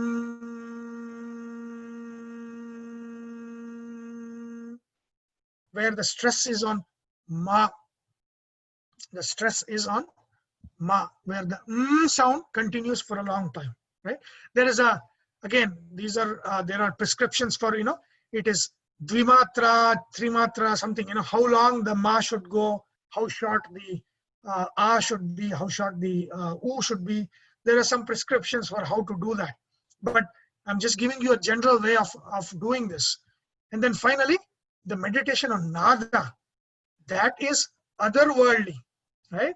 It is focused on Om, that resonance, right? Especially if you do that with the Brahmari, right? Like this, there's a Brahmari meditation, pranayama. So, that if you do that like this, and you hear, it's called as the antar, it's the sound that is produced inside, right? If you do the nada, so this is very important when this meditation is done, to do the Brahmari for nada, Omkara sadhana. The most powerful in terms of, there is something in that resonance that calms us, that kind of, brings peace. And it takes us, because it's turiya, it takes us away from the cycles of, Srishti Sthiti Laya, Srishti Sthiti Laya, Srishti Sthiti Laya. That cycle goes away when the focus is on turiya or the nada. Very important. So nada is more of a vibration than the sound. Correct. It's more of the end vibration.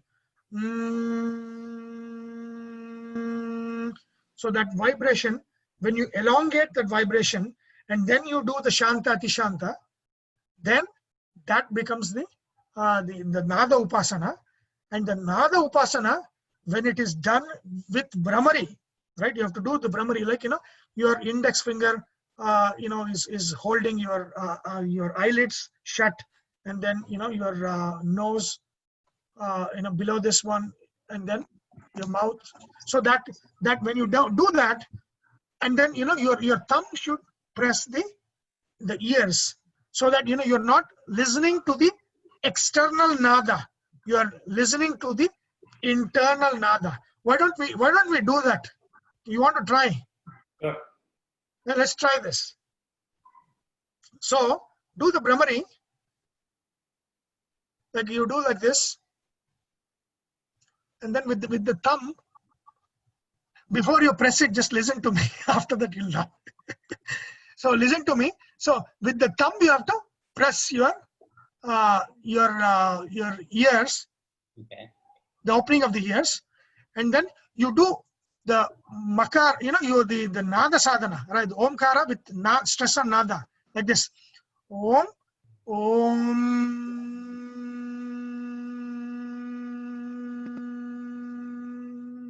Then And we do this in every yoga class, every time. yeah, this very, very powerful.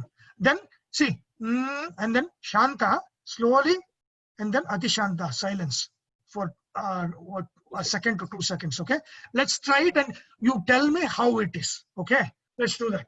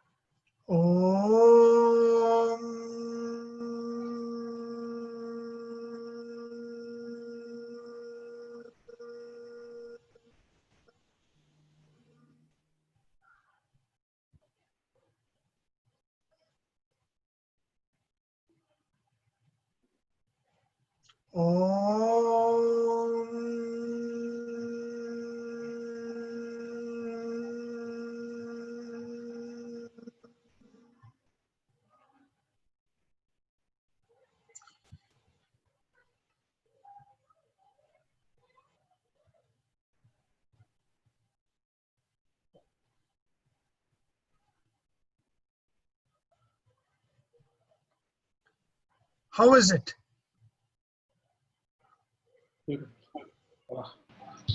It's definitely an interesting experience. The vibration when you close your eyes and place your hand and completely, you feel that and vibrations. That's pretty interesting.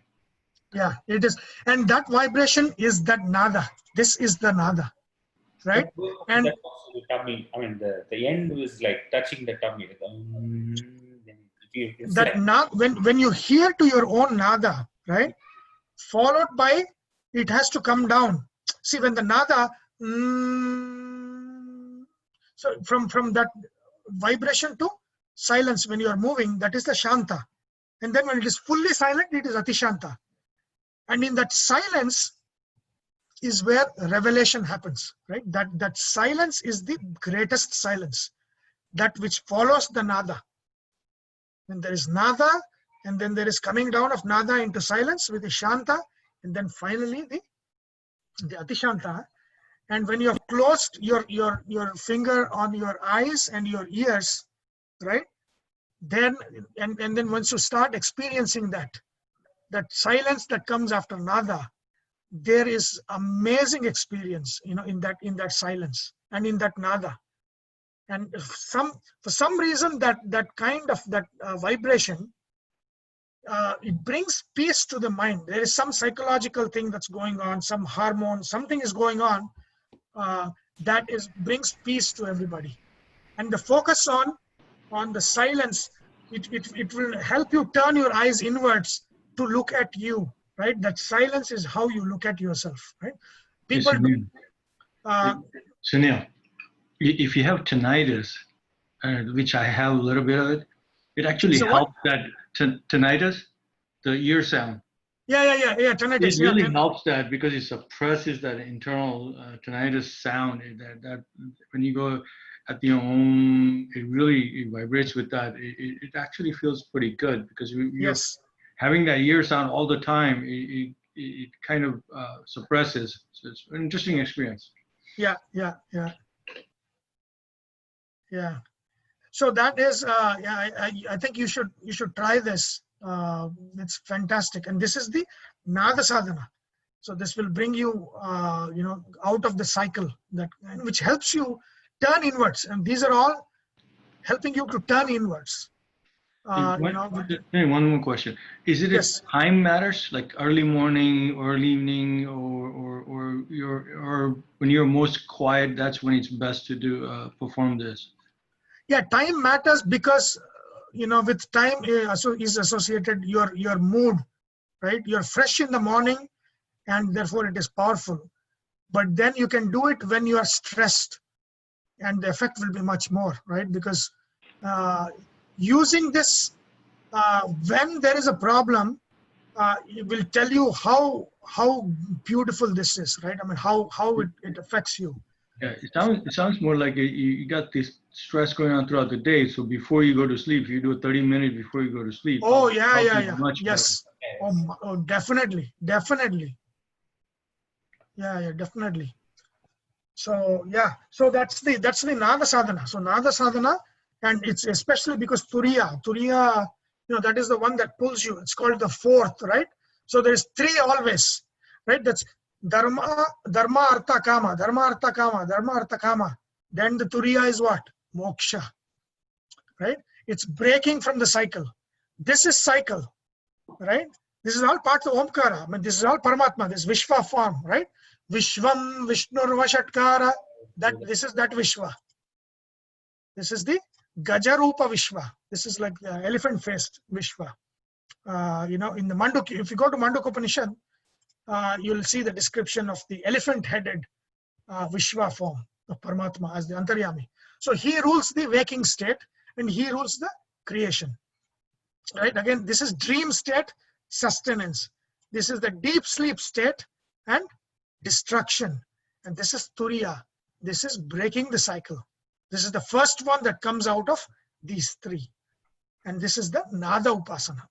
Nada Upasana is very, very, very important. All of the sannyasis who have achieved, including all the Rishis that we talked about, they have done these kinds of Nada Upasana. It is what gives them that power, through the Omkara sadhana. So Bhrigu Maharishi, the Omkara sadhana that he has done, Narada Maharishi, Vishwamitra, Vasistha, all of these Rishis, they have done the Omkara sadhana. And this is the Omkara sadhana. Yes, Okay. because you said Atishanta is where the knowledge actually happens. Is that why Jnanatma is written after Paramatma? Correct.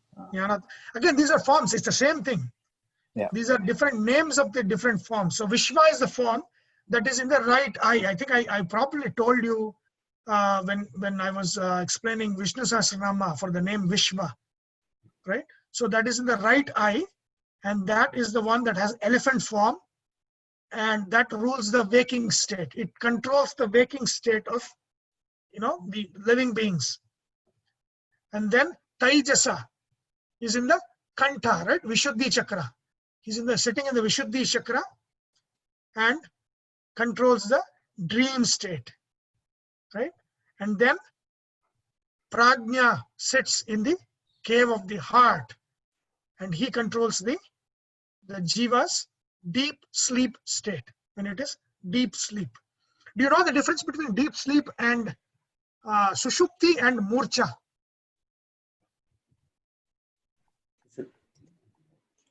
Moksha means without any action. Right? You don't get the dream. You don't get the dream in the moksha. It's like sedated or sedated. Correct. It is not Sushupti. See, we have the Mukti Anubhava. We experience Mukti every day. Right? I don't know. You have to. No, we experience Mukti every day. Yeah. In the dream. Yes or no? We don't know. Yes, when you're deep sleep, you don't know what's going on. Correct. In your deep sleep, you have Swarupa Anubhava. You experience yourself in the deep sleep, but you don't know when you are experiencing it. You know after the fact. Yeah. Right? That is samsara, where there is experience of moksha ananda in deep sleep, but you don't know that it is happening. But you know after the fact. You remember it. So the mukti anubhava in deep sleep is remembrance only. You only remember it after the fact. Right? Which means what? We should sleep more, right? Yes.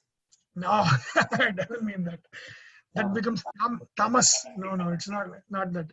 See, mukti doesn't mean cessation of action. Mukti means that anubhava of ananda that comes with activity. That is moksha. Deep sleep does not come with any activity. So that is sushupti, that's all. You cannot say, oh, I experience moksha in deep sleep. Why don't I sleep more and more? Right? That becomes asuri bhava, right? That's asuras think like that. So that's not how it is. So Sushupti is not experiencing the Mukti Anubhava. It's just deep sleep. No. It is experiencing Mukti. Mukti Anubhava is there in deep sleep. And because you don't know, you're not in Sushupti. But the difference between Not Mukti, knowing and sushipti is you can experience the mukti anubhava. no.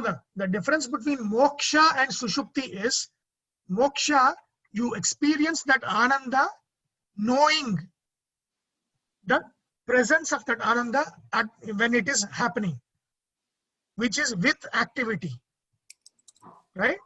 Sushupti is you know after the fact, you know only in memory, in hindsight,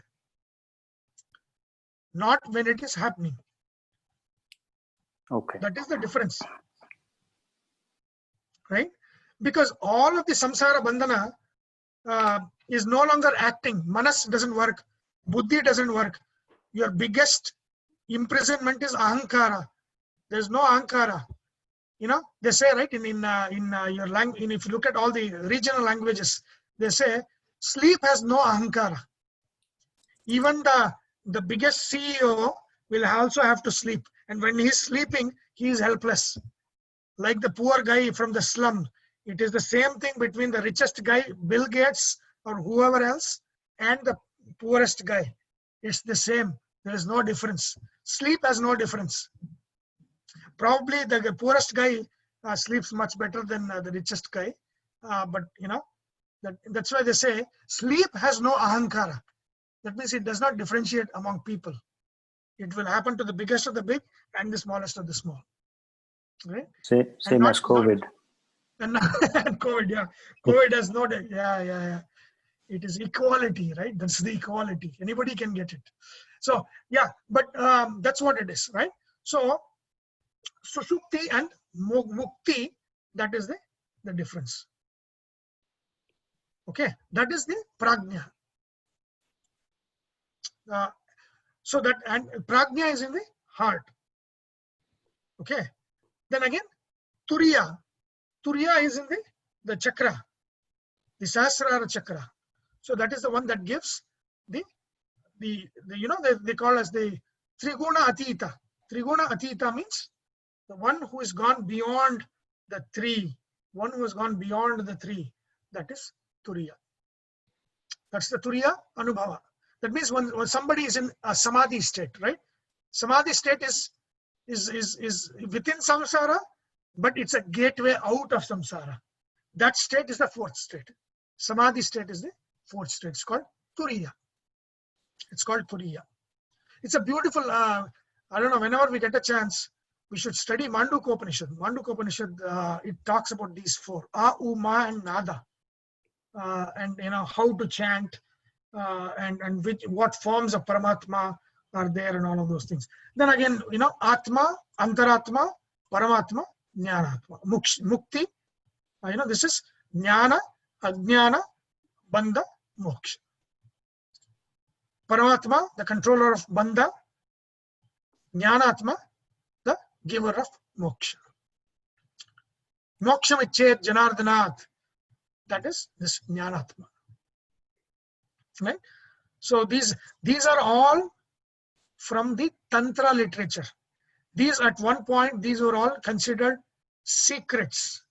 It is not something is revealed in public like this and put on YouTube. But yeah, these are all. If these are not in regular literature, you don't see that in regular literature. This is in what is called as tantras. It's very secretive, you know, from the guru to the shishyas and all of those things. So there are different sadhanas. I mean, this is just the information part of it, but then there is sadhana part, skills, how to sit, how to do, how to breathe, and all of those things. That's held secret. Of course, now it's probably all of those are lost. Many of those are lost. Maybe some of them are there in some lineages, but most of it is lost. But this is very, you know, this is very important to understand that these 8 parts of Om represent the 8 process of creation. That is, this is creating, sustaining, destroying, and this one is, it's called Niyamana. Niyamana means being inner controller, right? It's, you're an inner controller. Niyamana, Jnana, giving Jnana, Ajnana, sustaining Ajnana, Bandha, Moksha. These are the 8. And these 4 are specifically for chetana. That means, a stone doesn't have jnana, ajnana, bandha, moksha, because it's not a chetana. So only chetana has it. This four is, this three is common. Actually, these four are common, right? Because niyamana, Paramatma is niyamana of even the Sagara, right? He says, in Sagara, I am Sagara. So he's still there as a niyamaka of Sagara. And the Srishti, Sthiti, Laya and niyamana is common between animate and inanimate objects. But jnana, ajnana, bandha, moksha is specifically for chetanas. It doesn't apply for jadas. Okay, so this is in short the study of Omkara. Whenever I do Gayatri Mantra next, we will dig deep into this and what it means and how to do that sadhana. Old lecture of Gayatri Mantra recorded anywhere? Or? No, I don't record because it's a Diksha Mantra, I don't record the Gayatri Mantra. So you will have to be in the class. Okay. Or maybe we don't record it on a video session, Okay. doing something like that, but yeah. Okay. Okay, we are almost at 12:30.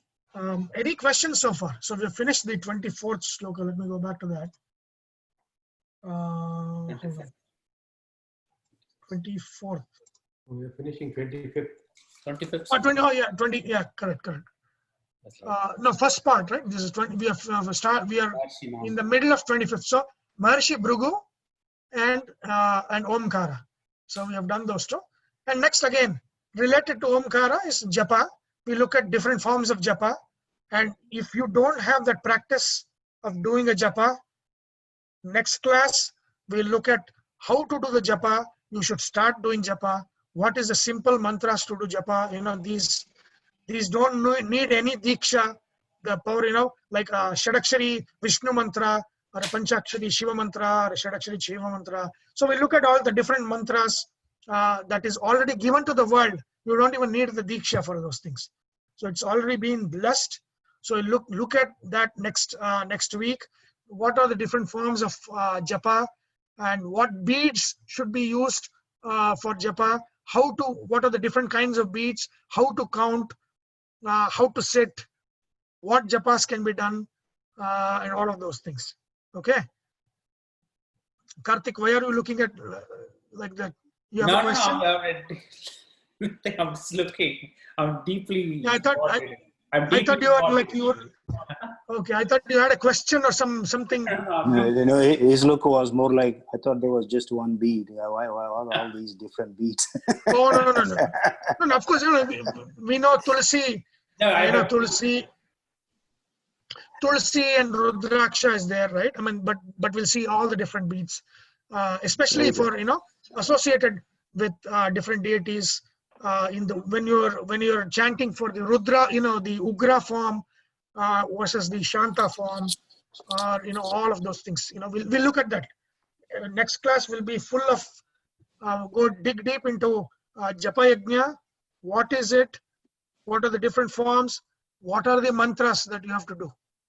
And there are three different kinds of mantra numbers, right? There's a Shadakshari mantra, there's a Ashtakshari mantra, there's a Dwadashakshari mantra. Why the 6, 8, 12? Why it's so important, right? And then why is that 5 Akshari mantra? Why is that important? When to do the Ashtakshari mantra? When to do the Panchakshari mantra? All of those things. And then we look at the famous of those mantras that anybody can do. So we can discuss that mantras in the class because it's been already blessed. There's no need for diksha for those. Anybody can do it. And so but if you have not had the practice of japa, you have to start it. It is the powerful means, especially in this day and age. It's a very powerful means of sadhana. Anybody can do it, and you have to start doing it if you're not already doing it. Wow, this is really good, Sunil. Thank you so much for taking all this time. Yeah. No, each one of this, you need the details, right? You need to know. Otherwise, you miss the whole thing about this. Why Krishna is saying this is the greatest, this is now, all of those things. Okay, so we've hit 12:30. Any questions so far? Anything? We've covered Bhrigu. We've covered Sagara. We've covered Om. Any questions?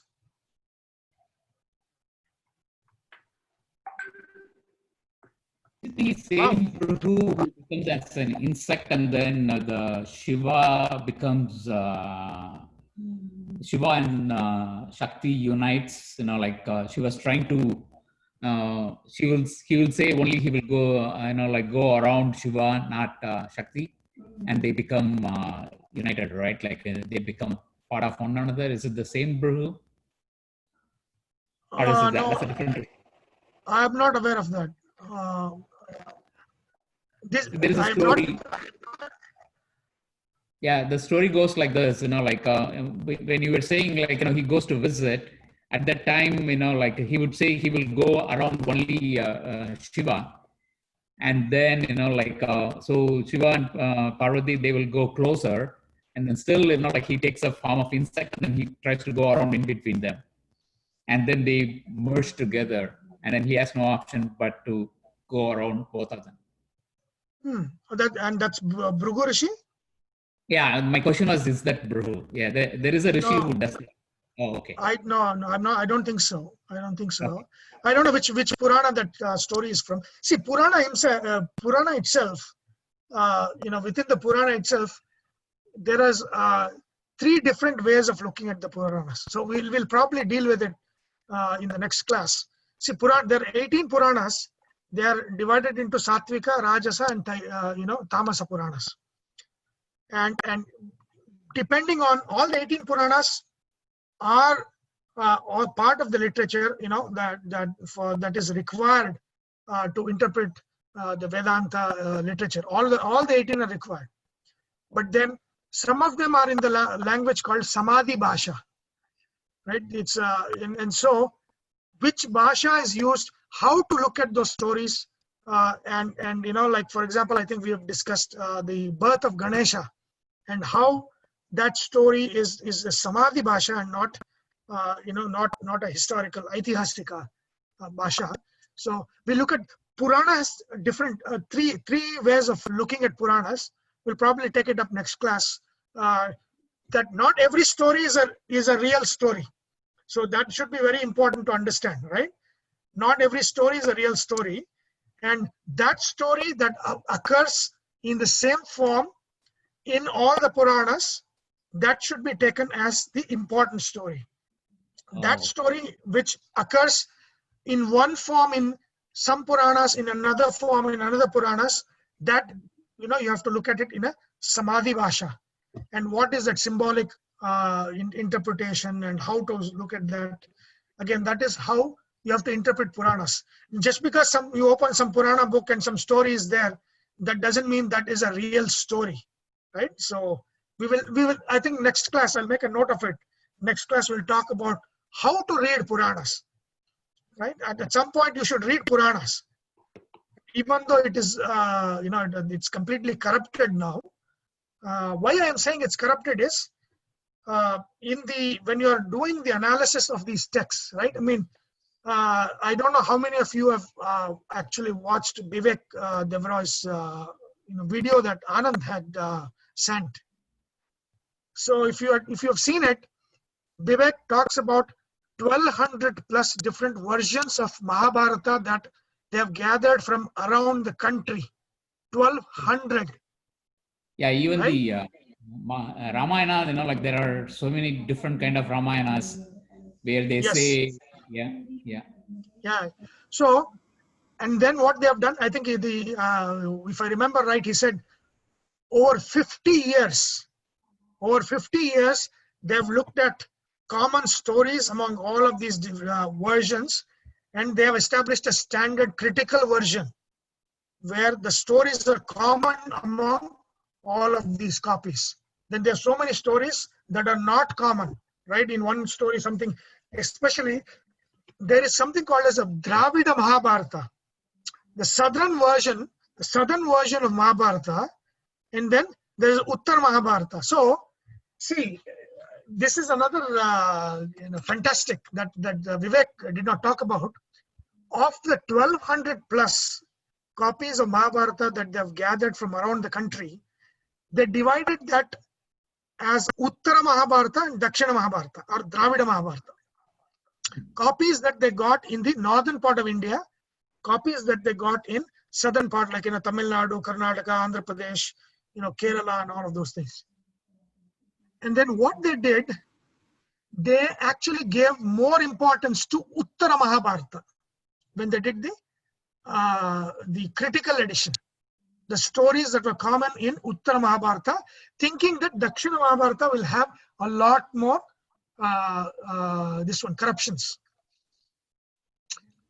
But then further research, not from them, but further research that I have read and heard, have shown that the actual real version of Mahabharata is actually in the southern version, not in the northern version. The northern version is actually more corrupted than the southern version of the Mahabharata. So many stories in the Mahabharata, especially when it comes to Arjuna marrying Subhadra, right? So Arjuna, do you have some time? Yeah. Good? Yes, Okay. go. Yeah. Okay. So what happens? See, remember Arjuna when they go to this one, Indraprastha, right? So they have this deal that each of the brother will have the wife for 1 year, and if anybody intrudes, then they go out for a year, right? As a vanvasa, they go out. They take sannyasa, not sannyasa, but they just go as vanvasa. And so to protect the cows that were stolen in Indraprastha, Arjuna had to go pick up the Gandiva. That is when Yudhishthira and Draupadi are together in that in the room, he had to go intrude to pick up the Gandiva. So then he goes and protects the cows and all of those things. And then what he says, I am going, because I intruded it, and we have all of them, we are all bound by this oath. He goes for a year of this vanavasa. So he goes around India, right? He goes to northeast India, right? And he marries who? He marries Ulupi, Nagas, the queen of the princess of Nagas, right? The current Nagaland. The Nagaland, right? The Nagaland is actually the Naga kingdom. Ulupi. Babruana is the king, the son of that. No, not Babruana. No, Ulupi. Oh. So Okay. then he comes to South India. He comes to Chennai, Tamil Nadu, Dravida. There he marries Chitrangada. Chitrangada is the daughter of Veerapandya. Veerapandya, he's called Veera, right? He also joins Pandya kingdom. Yeah, but this is in the Mahabharata times. There is a Pandya king in Mahabharata times called Veerapandyan. So Veerapandyan's daughter is Chitrangada. Chitrangada marries Arjuna, and her son is Babruana. So Babruana is Tamil Nadu, not Nagaland. He's in Tamil Nadu, right? And then he goes to Gujarat. See how northeast south is. Then he goes to Gujarat, gets Subhadra, right? Subhadra, and then he marries Subhadra. He actually kidnaps Subhadra, and on the behest of Krishna, and then he carries away Subhadra. When it is almost ending of his vanavasa, he takes her back to Indraprastha, right? So that story, the original version is actually in the south. In the northern version, that story is abridged. That story is not fully told. I mean, this is one example that I know of that in the discussion of the differences between the southern story and the northern story. The southern story has a lot of details of how he went from Tamil Nadu to Gujarat, and then how he stays there, and then how Balrama invites him, to stay with Subhadra, as you know, in her quarters, and Subhadra will serve him, and Subhadra will serve him, but she will express love for Arjuna, and Arjuna says, I am Arjuna. and then he does not kidnap. Actually, Subhadra will be the charioteer, and Arjuna will be sitting in the chariot, and Subhadra runs away. So the story happens in Nagaland, Tamil Nadu, and Gujarat. Arjuna going around, right? So it is Chitrangada is not this one. Babruana is the son of Chitrangada. He's the grandson of Veerapandya. Dravida. So actually, the Tamil language actual name in Sanskrita is Drumila. That is how Drumila is Tamil. That is how Dravida has come. Dramila. Dramila is the name of Tamil. Dramila is Tamila. So it is there in Mahabharata itself. So it is not, it is there, the history of the kings there, all of those things are already there in the Mahabharata, because Arjuna himself goes there. And there are two kings in Dramila that actually one sides with Veerapandian, I think sides with the Pandavas because of his connection through Chitrangada, and then the other one, there is another Pandya king that he fights for the this one, for the Kauravas. And then after all the war is done, Krishna is gone. Then Arjuna, when they do the Ashwamedha, Arjuna goes to the Tamil Nadu. Then Babruana, he says, oh, my dad is here. So, and then he welcomes him. Then Arjuna says, no, you have captured the horse. As a true warrior, you have to fight me. That is when Babruana, he does not kill, but he'll render him unconscious, Arjuna. And then the Naga Ulupi comes and puts him back. So that is the story. So Babruana will rule Tamil Nadu. I don't know in Tamil history if Babruana is ever mentioned. He will have a different name. He will have some Pandyan. Yeah, something will be there. Yeah. But Veerapandian is probably, because I know there's Veerapandian mentioned in Tamil Nadu a lot.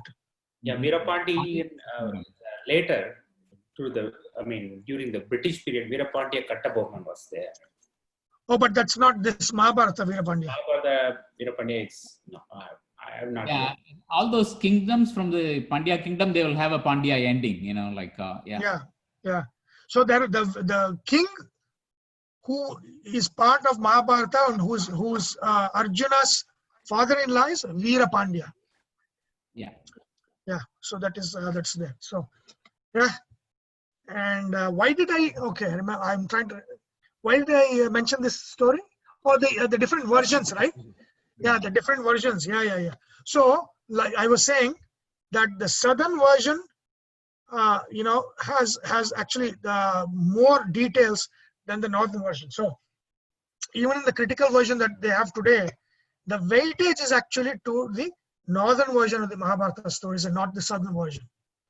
So that there is a difference. And again, this is fascinating. But when you come to Puranas, if you look at Skanda Purana, two Skanda Puranas will not have anything in common. So it's like, okay, is this Skanda Purana or this is also Skanda Purana, but there is nothing in common, right? So again, these were all writers, right? This is before the age of printing. This is all before the age of printing. So, it had to be copied, right? You had to have people copying this on the leaf, the palm leaves, and protecting that. And